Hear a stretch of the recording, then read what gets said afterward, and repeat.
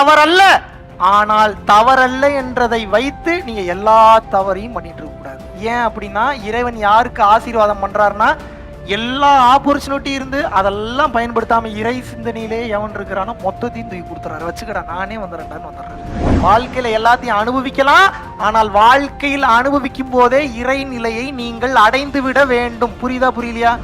அந்த எதுவும் என் கையில மட்டும் இருக்கக்கூடாது, என் மனசுலயும் இருக்கக்கூடாது. எதுவும் என்னோடது இல்லைன்ற அந்த பக்குவத்தை வாழும் போதே வந்தீங்கன்னா தான் உடலை விட்டு உயிர் பிரிஞ்சதுன்னா எதுவும் என்னது இல்லைன்ற மனநிலையோட இந்த ஆன்மா சாந்திக்கு போய் இறைவன் கிட்ட போகும். எல்லாம் என்னதுதான் புடிச்சு வைக்கணும்னு நினைச்சீங்கன்னா உடலை விட்டு உயிர் வெளியே போகும்போது அந்த ஆன்மா இல்ல, ஆன்மாக்கு இல்ல ஆசை, ஆன்மாவை புடிச்சு வச்சிருக்கிற மனம் ஆசையோடு இருக்கும். உங்களை முக்திக்கு போக விடாது, உங்கள் மனமும் அமைதி பெறாது, பேயா சுத்திக்கிட்டு இருப்பீங்க.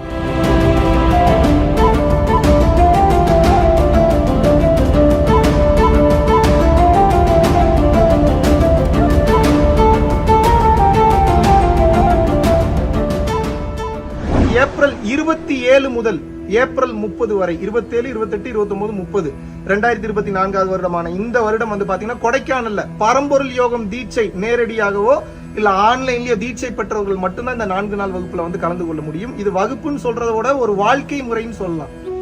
இந்த 4 நாள் பரம்பொருள் வாழ்வியல் அப்படின்னக்கூடிய இந்த பர்டிகுலரான இந்த வகுப்புல வந்து பாத்தீங்க அப்படின்னா உங்களை குருவாகவே மாற்றுவதற்குண்டான முழு முயற்சியை வந்து நாங்கள் வந்து எடுக்க போகிறோம். ஸோ நீங்க நினைத்து கூட பார்க்க முடியாத அளவுக்கு இந்த உபதேசங்கள் இருக்கும். இதனால் வரைக்கும் யூடியூப்ல ஷேர் பண்ணாத பல ரகசியங்களை ரொம்ப வெளிப்படையா, ரொம்ப 1-to-1 வந்து பாத்தீங்கன்னா உங்களுக்கு ரொம்ப அருமையா வந்து விளக்கம் கொடுக்க போறோம்.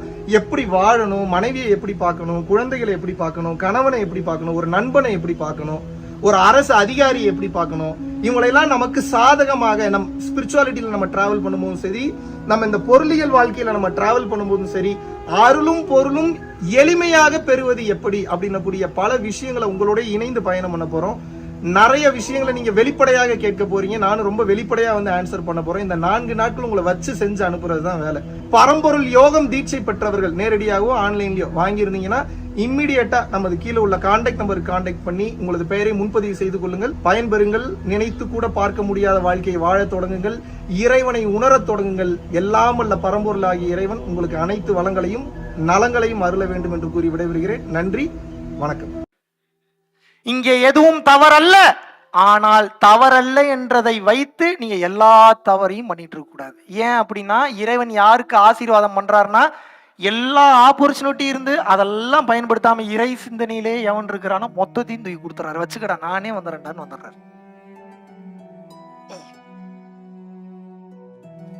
வாழ்க்கையை அனுபவிப்பதில் தவறல்ல, ஆனால் அனுபவித்துக் கொண்டே இருப்பது வாழ்க்கை அல்ல. அதையும் புரிஞ்சுக்கங்க. நீங்க வாழ்க்கையில எல்லாத்தையும் அனுபவிக்கலாம், ஆனால் வாழ்க்கையில் அனுபவிக்கும் போதே இறை நிலையை நீங்கள் அடைந்து விட வேண்டும். புரியுதா புரியலையா? கன்க்ளூஷன், நான் சொல்ல வர விஷயம் ஒன்னே ஒண்ணுதான். நல்லா புரிஞ்சுக்கணும். நல்லா காதை ஓபன் பண்ணி வச்சுட்டு கேளுங்க. எந்த கிறுக்கு பையன் முட்டா பையன் இதுக்கப்புறம் வந்து குழப்பினாலும் ரொம்ப கவனமா இருக்கணும். இந்த கிறுக்கு பையன் முட்டா பையன் நாளைக்கு வந்து மாத்தி பேசணும், இல்லையே நீ அன்னைக்கு இப்படி பேசலையேன்னு சொல்லணும். அதனால இப்பயே எல்லாத்தையும் சொல்லிடுறேன். நல்லா கவனிங்க. நல்லா சம்பாதிக்கிறதுல தப்பு இருக்கா? நல்லா பல கோடி ரூபாய் சம்பாதிங்க, தப்பே இல்லை. ஆனா சம்பாரிச்சு எவனுக்கும் கொடுக்காம நீங்க மட்டும் வச்சுக்கிட்டீங்கன்னா பெரிய தப்பு. மைண்ட்ல வச்சுக்கோங்க. கிளியரா இருக்காது? இது புரியுதா? பணம் சம்பாதிப்பதில் குற்றம் இருக்கிறதா? இருக்கா? எப்ப குற்றமாக அது மாறுகிறது? பெரு, உன் மொத்த தேவைக்கும் பெரு. ஆனால் இந்த உலகத்தை விட்டு நீ செல்வதற்கு முன்னால் ஈதல்னா நான் கொடுக்கிறதுன்னு அர்த்தம். ஈதல் எனும் குணத்தால் மொத்தத்தையும் கொடுத்து விடு. தொல்காப்பியர் சொல்றார். எதுவும் உன் கையில இருக்கக்கூடாது.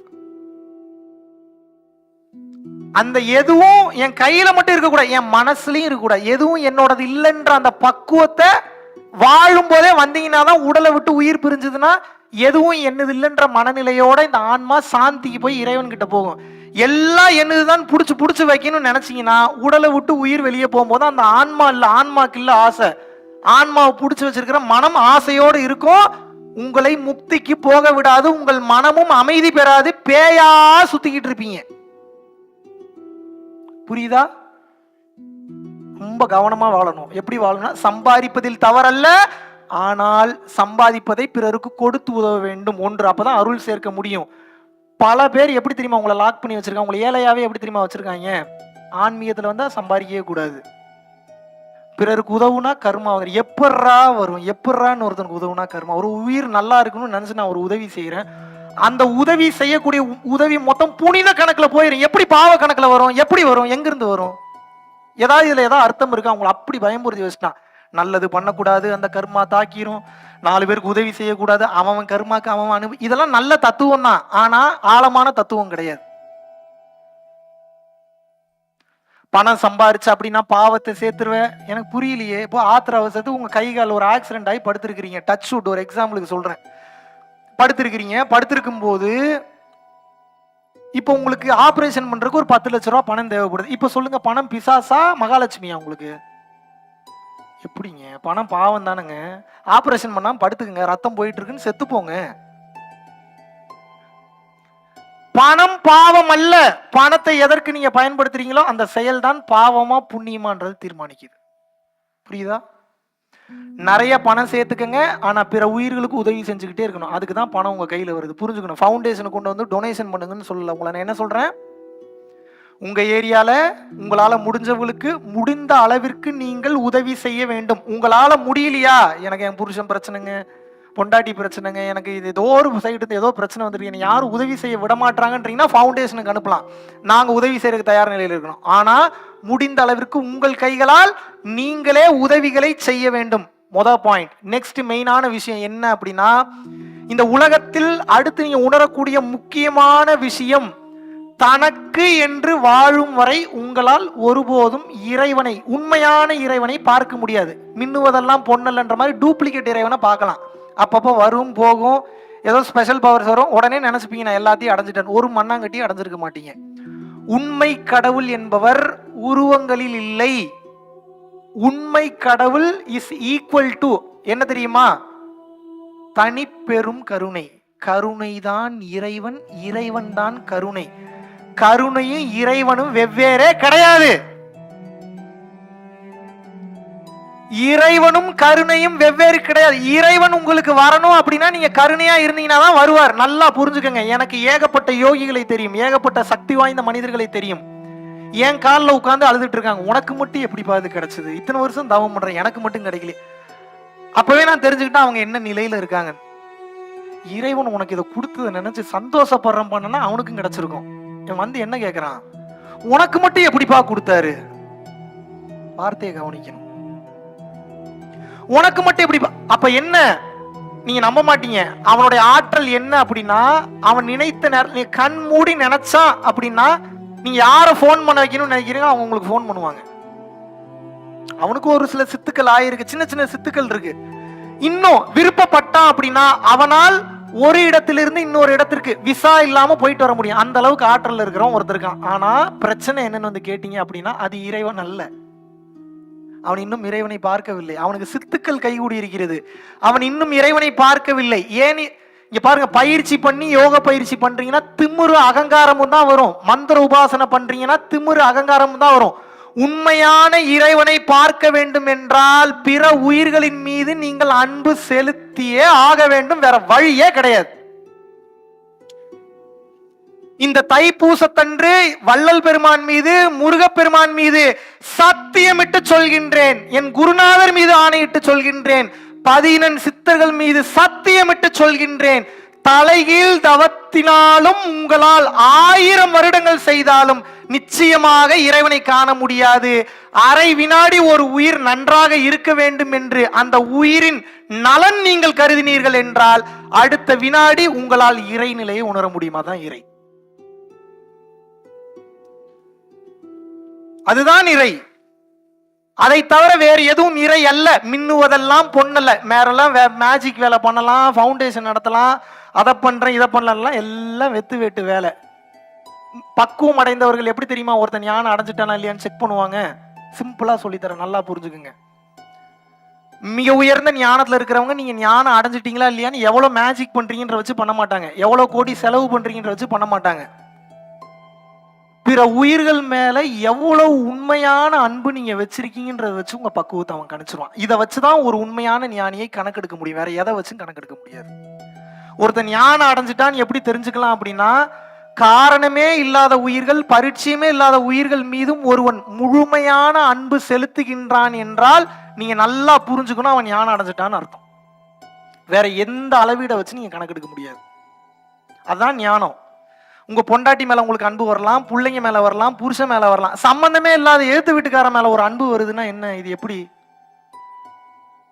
அந்த அன்பு வருது அப்படின்னா இறைவன் உங்ககிட்ட வந்துட்டாருன்னு அர்த்தம். இதை ஞானிகள் எப்படி சொல்கின்றார்கள் என்றால், எப்போது எது நடந்தாலும் எவன் ஒருவன் எல்லாம் அவனுக்கு தெரியும், எல்லாம் அவன் பார்த்து கொள்வான், அவனுக்கு தெரியாமல் என்ன இங்கே நடக்குது, எல்லாம் அவனுடைய அசைவில் தான் நடக்கிறது, அவன் எண்ணம் இல்லாமல் ஒருபோதும் நடக்காது என்று எப்போது எதுக்கெடுத்தாலும் எவன் ஒருவன் இறைவன் தான் காரணம், இறைவன் தான் காரணம், இறைவன் தான் செய்கின்றார், இறை செயல், இறைவனுடைய வலிமை, இறைவனின் சித்தாந்தம் என்று இறைவனை பற்றி பேசிக்கொண்டே எவன் ஒருவன் இருக்கிறானோ அவன் மெல்ல மெல்ல நகர்ந்து இறை எனும் ஒளிவட்டத்திற்குள் வந்து விட்டான் என்பதே பொருளாகும் என்று அகத்தியர் கூறுகிறார். அப்படி பேசுற பக்குவம் உங்களுக்கு வந்துருச்சு அப்படின்னா அது நீங்க ஏதோ வார்த்தை, ஏதோ கோட்டுன்னு நினைச்சுக்க. அது கோட் மட்டும் இல்ல, ஒளி எனும் இறை வட்டத்திற்குள் வந்து விட்டான் என்பது பொருளாகும்னா அதுக்கு அர்த்தம் என்னன்னா அந்த பேர் ஒளியில நீ ஐக்கியமாயிட்டன்னு அர்த்தம். ஏங்க இதுக்கு மேல என்னங்க வேணும் உங்களுக்கு? இறை எனும் ஒளி வட்டத்திற்குள் வந்து விட்டான் என்பதே பொருளாகும்னா உடலோட வரல, அவனுடைய பக்குவம் நிலை பெற்று உயர்ந்த நிலைக்கு சென்று அவனுடைய ஆன்மா ஜீவாத்மா என்பது அந்த பரமாத்மாவுடன் இணைந்து விட்டது என்பது பொருள். which means அவன் உடலோடு இருந்தாலும் அவன் இறைநிலையை அடைந்து விட்டான். இவ்வளவுதான் ரகசியம்.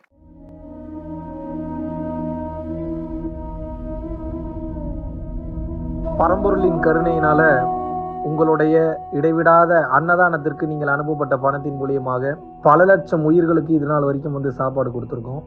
ஸோ கொரோனால இருந்து ஆரம்பிச்சு ஒரு நாள் கூட விடாம பல உயிர்களுக்கு வஸ்திர தானங்களாக இருக்கட்டும், படிக்க முடியாதவங்களுக்கு கல்வித்தொகை கட்ட முடிய விஷயங்களாக இருக்கட்டும், இல்லை ஸ்போர்ட்ஸ் ரீதியாக விளையாடக்கூடிய நல்ல மாணவர்களை அனுப்பி வைக்கக்கூடிய விஷயங்களாக இருக்கட்டும், அதை தொடர்ந்து பார்த்தீங்கன்னா ரெகுலராக மந்த்லி பேசிஸில் ஏழை குழந்தைகளுக்கு க்ரோசரிஸ் கொடுக்கறதாக இருக்கட்டும், இல்லை அவங்களுக்கு பார்த்தீங்கன்னா சேம் அவங்க விருப்பப்படுறவங்களுக்கு வீட்டு துணிமணிகள், வீட்டுக்கு தேவைப்படக்கூடிய மற்ற பொருட்கள் வாங்கி கொடுக்கறதாக இருக்கட்டும், எல்லா உதவிகளும் பார்த்தீங்கன்னா உங்களோட உதவினால தான் போயிட்டு இருக்கு. சாது சிதம்பர சுவாமிகள் வளநாட்டார் ஒரு வார்த்தை சொல்லுவார், பசித்தோர் முகம்பார் பரம்பொருள் அருள் கிட்டும் அப்படின்னு சொல்லுவாரு. வள்ளல் பெருமானும் ஜீவகாருண்யம் உள்ள சம்சாரிகளுக்கு எப்பேற்பட்ட சூழ்நிலையிலும் பார்த்தீங்கன்னா அவங்களோட லாபம் தடைபடாது, தொழில் பிரச்சனைகள் நிவர்த்தியாகும், அதை தொடர்ந்து வாழ்க்கையில குடும்ப பிரச்சனைகள் விலகும், அதுபோக குழந்தை சம்பந்தமான பிரச்சனைகள் எதுவாக இருந்தாலும் இந்த அன்னதானத்திற்காக நீங்கள் செய்யக்கூடிய ஒவ்வொரு ரூபாயும் அது உங்களுக்கு நிச்சயமாக புண்ணியமாக சேரும். புண்ணியத்தை கடந்த நிலையில் முக்தி பாதைக்கும் அது நிச்சயமாக உங்களை வழி நடத்தும். அதனால விருப்பப்படுறவங்க நம்மளுடைய பரம்பொருள் அறக்கட்டளையினுடைய சேரிட்டி ஆக்டிவிட்டீஸ்க்கு தங்களுடைய விருப்பப்படக்கூடிய நன்கொடையை கீழே உள்ள டெஸ்கிரிப்ஷன்ல இருக்கக்கூடிய அக்கௌண்ட் நம்பருக்கு செலுத்தலாம். இதற்குண்டான அந்த அருளை சித்தர்கள் உங்களுக்கும் உங்கள் குடும்பத்தாருக்கும் வழங்க வேண்டுகிறேன். குருவின் பரிபூர்ண அருளாசிகள். குரு கடாட்சம்.